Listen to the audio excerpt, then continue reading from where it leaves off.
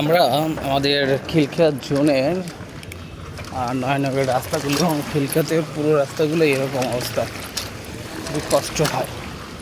এই বৃষ্টি হলেই এখানে বর্ষা হয়ে যায়,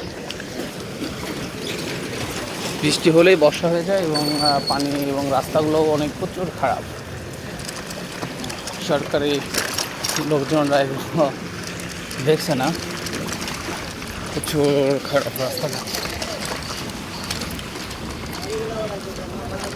এখান থেকে সাইকেল চালানো অনেক কঠিন, সব গাড়ি বাইক চালানো অনেক কঠিন হয়ে যায়।